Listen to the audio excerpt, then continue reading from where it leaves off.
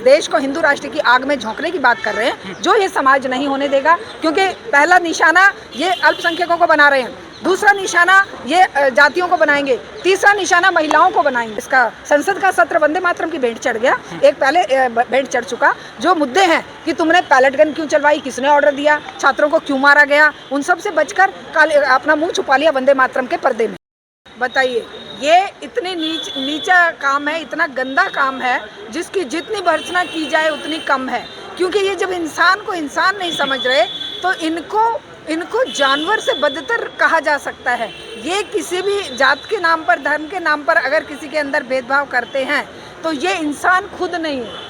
एक इंसान जो बना है ना, इस प्रकृति ने सबको एक ही तरह से पैदा किया है। आप लोग तो कहते हैं जातिवाद खत्म हो गया देश से, कहीं देखिए, हम नहीं कहते खत्म हुआ है, हम कह रहे हैं जातिवाद इस देश की जड़ों पर काबिज है।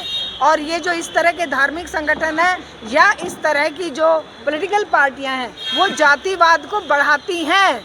हमारे और आप जैसे बुद्धिजीवी वर्ग के लोग कोशिश करते हैं कि मानव मात्र के बीच में किसी भी तरह के भेदभाव को जितनी जल्दी हो सके अपने दिमाग से निकाला जाए, दिल से निकाला जाए, समाज से निकाला जाए, पूरे देश से निकाला जाए।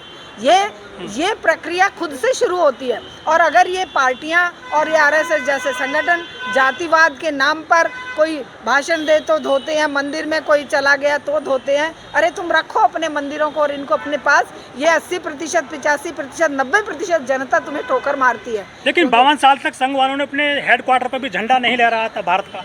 हाँ, वो तो भारतीय है ही नहीं ना। वो देखिए, उसने तो जाकर खुद कह दिया, मोदी ने क्या कहा कि भारत माता और इजराइल पितृ राष्ट्र है इजराइल।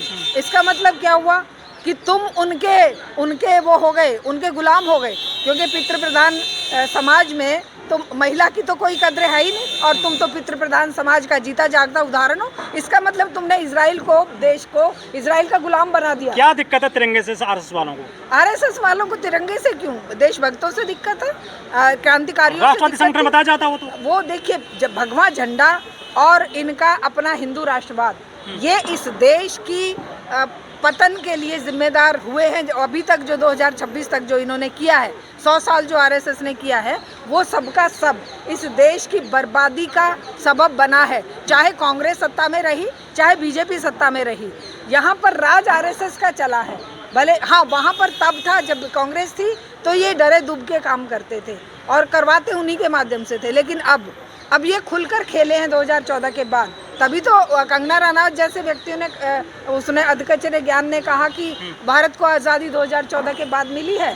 और इसी प्रक्रिया को लेकर ये आज इस देश को हिंदू राष्ट्र की आग में झोंकने की बात कर रहे हैं, जो ये समाज नहीं होने देगा। क्योंकि पहला निशाना ये अल्पसंख्यकों को बना रहे हैं, दूसरा निशाना ये जातियों को बनाएंगे, तीसरा निशाना महिलाओं को बनाएंगे, और चौथा निशाना हर उस गरीब को बनाएंगे जो इनको प्रजा बनने से इनकार करेगा। तो ये एक ऐसा दहशतगर्दों का झुंड है जिसे जितनी जल्दी हो सके समाज को पहचानना चाहिए और इनको समाज में से चुन कर, जिस तरह से ये बुद्धिजीवियों को टुकड़े टुकड़े गैंग कहते हैं, जिस तरीके से ये अर्बन नक्सल कहते हैं, हम इनको कहते हैं कि भाई इनको पहचानिए और अपने में से अलग कर दीजिए।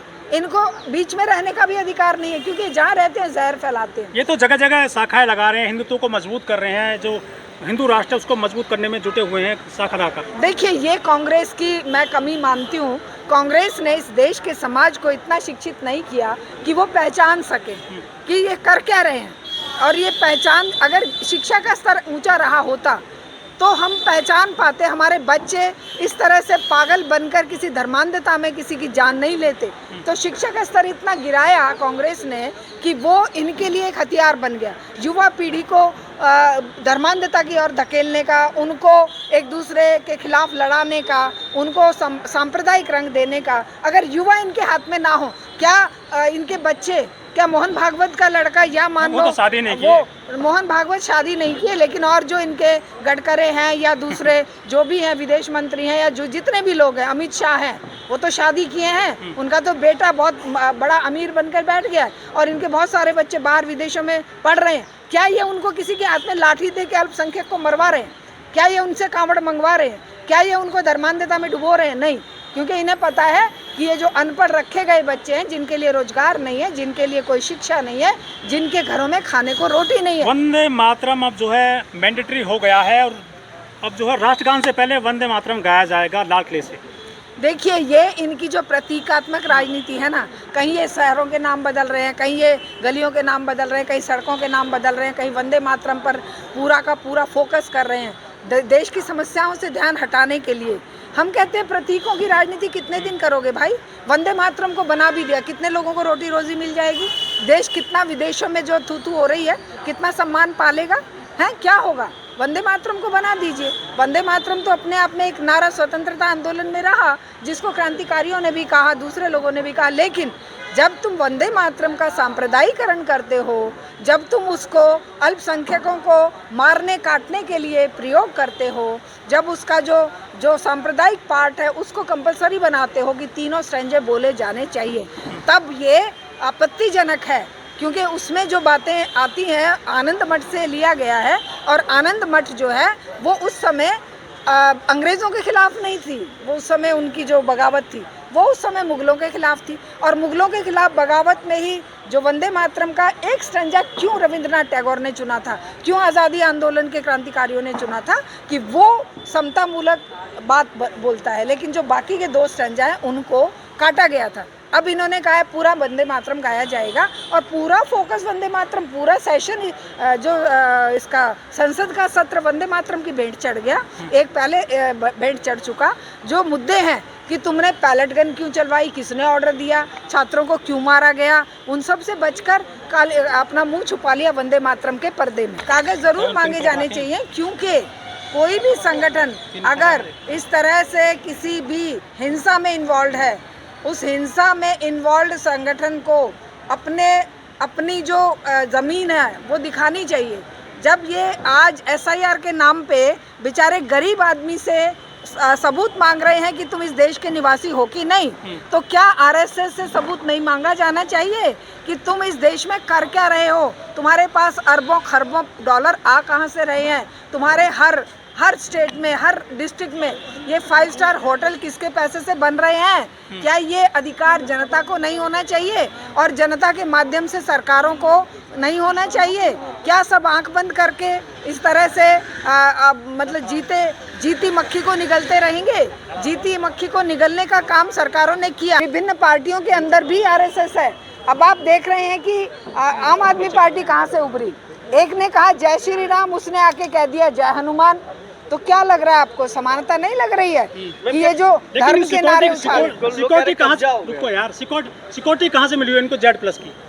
ये Z+ की सिक्योरिटी इसीलिए मिली हुई है कि जब चोर होता है ना, जो डाकू होता है, जो दहशतगर्द होता है, उसको हमेशा खुद की दहशत होती है, खुद का डर बना रहता है। तो Z सिक्योरिटी उनकी घर की सैया भय कोतवाल तो डर काहेगा, Z सिक्योरिटी ले, चाहे वो Z+ ले, चाहे Y सिक्योरिटी ले, उनके लिए तो सब कुछ है। लेकिन आम जनता के लिए धर्म का भी तो रिस्ट्रिक्शन नहीं है कहीं पर। सुनिए, बेटियों को बलात्कार हो जाए, मर्डर हो जाए, रात में उठा के जला दी जाए, तो उनके पास सिक्योरिटी नहीं है, तब उनकी FIR के लिए भी पुलिस नहीं होती है। लेकिन Z+ की सिक्योरिटी इनको देंगे। और हिंदू राष्ट्र की बात जहाँ पर है, हिंदू राष्ट्र अपने आप में इनका मोहताज नहीं है, कोई हिंदू इनके पीछे नहीं जा रहा है। हिंदू अगर धर्म अपने आप में है तो वो इंडिविजुअली रहेगा, लेकिन अगर आप कहें कि हिंदू राष्ट्र बनाएंगे हम, तो ये इनका सपना ही रहेगा। क्योंकि कोई भी धर्म के नाम पर बना हुआ राष्ट्र आज डेमोक्रेटिक युग में चल ही नहीं पाएगा, और चलेगा